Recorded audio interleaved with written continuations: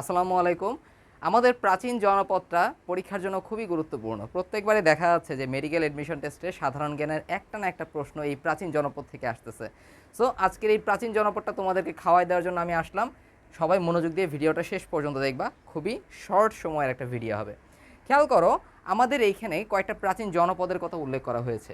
তো এই প্রাচীন জনপদগুলোর মধ্যে সবচেয়ে প্রাচীন কোনটা, এই প্রশ্নটা কি আমাদের মনের মধ্যে আসে না? অবশ্যই আসে। কীরকম?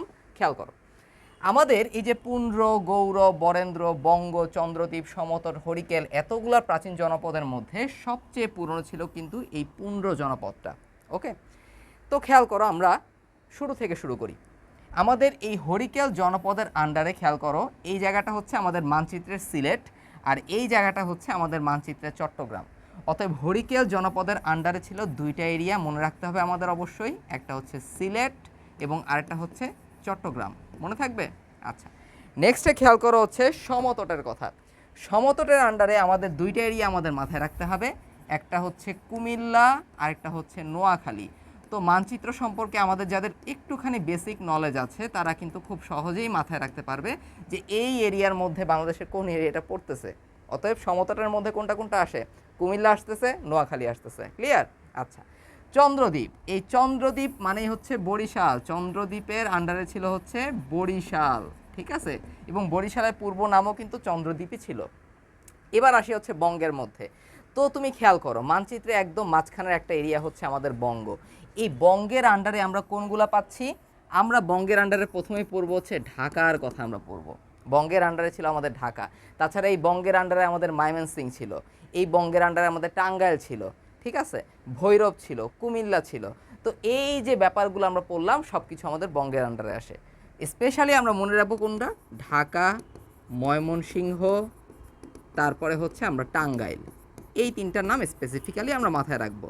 নর্মালি দেখা যায় যে ঢাকা কোন প্রাচীন জনপদের অন্তর্গত ছিল, এটাই প্রশ্নে চলে আসে। ওকে, ফাইন। তো এরপরে আসো আমাদের এই যে পুন্ড্র, তারপর হচ্ছে বরেন্দ্র। একটা ব্যাপার কি জানো, এই পুন্ড্র এবং বরেন্দ্রর আন্ডারে কিন্তু আমাদের উত্তরবঙ্গ পুরোটাই হচ্ছে পড়ে গেছে। মোটামুটি উত্তরবঙ্গ পুরোটাই হচ্ছে পড়ে গেছে। এবং এই পুন্ড্র এবং বরেন্দ্রর আন্ডারে রাজশাহী, রংপুর, দিনাজপুর, তারপর হচ্ছে বগুড়া, এই এরিয়াগুলো মিলেমিশে মোটামুটি ছিল। অতএব পুন্ড্র এবং বরেন্দ্র এই দুইটার মধ্যে আমরা জানবো কোনগুলা? আমরা জানবো হচ্ছে বগুড়া, আমরা জানবো হচ্ছে রাজশাহী, আমরা জানবো হচ্ছে রংপুর, রংপুর রংপুর, তাই না? আচ্ছা, তারপর হচ্ছে দিনাজপুর, এই এরিয়াগুলা।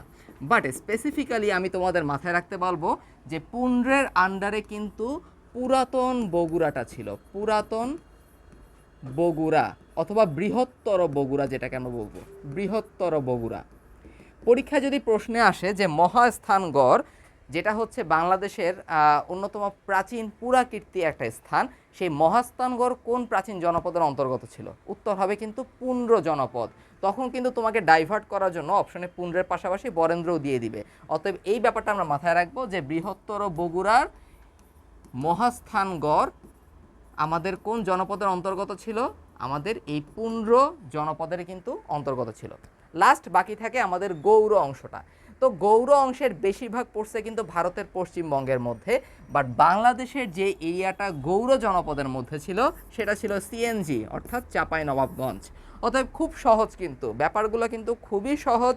এবং আমরা যদি এভাবে সাধারণ জ্ঞান পড়ি, যেভাবে সাধারণ জ্ঞানটা পড়ানো হবে তোমাদের আরটিডিএস জিকে ইংলিশ 4.0-তে, এটা কিন্তু লঞ্চ হয়ে গিয়েছে। দেরি না করে কিন্তু দ্রুত ভর্তি হয়ে যেতে হবে, ডিসকাউন্টের আর বেশি সময় বাকি নেই। তাহলে আজকে এই পর্যন্তই থাক, সবাই ভালো থাকো, আল্লাহ হাফেজ।